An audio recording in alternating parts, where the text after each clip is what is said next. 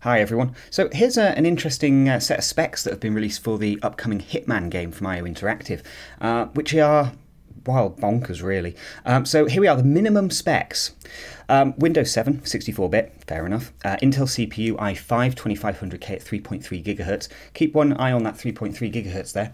A graphics card running GTX 660 or an HD 7870 from AMD, and obviously DirectX 11. Now, the interesting thing here is 8 gig of RAM.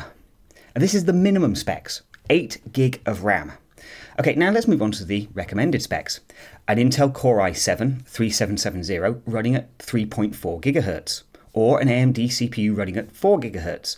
Now again, these are quite high specs really when you consider that the minimum spec is a 3.3 GHz. There's not a great deal of leeway between the minimum spec and the recommended specs here, particularly. And again, we see 8 gig of RAM and a GTX 770. I mean, these specs are very, very, very high, I have to say. You know, like I say, the difference between the minimum and the recommended, there's barely a sheet of paper between them if you kind of think about it. But the key thing here is, why 8 gig of RAM? That's really odd.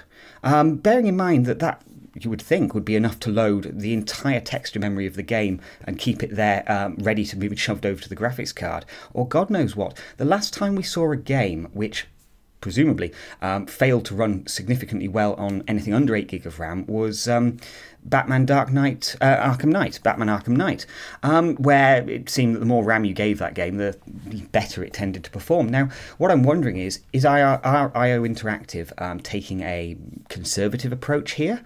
Or are they really saying that to actually play this game in any great detail at all, you're really going to have 8 gig of RAM on these specs? I mean, 8 gig of RAM these days, it's pretty standard, let's face it. I don't think you'd be buying a computer today without 8 gig of RAM in there. But still, 4 to 6 gig of RAM tended to be the standard, even up to about 18 months ago for a lot of systems, certainly in the mid to lower range. So it does make me wonder why IO Interactive here haven't optimized their game suitably to really make use of lower memory footprints. 8 gig of RAM, that's a real kick in the teeth for a large portion of the gaming community, I would say. Interesting. Let me know what you think.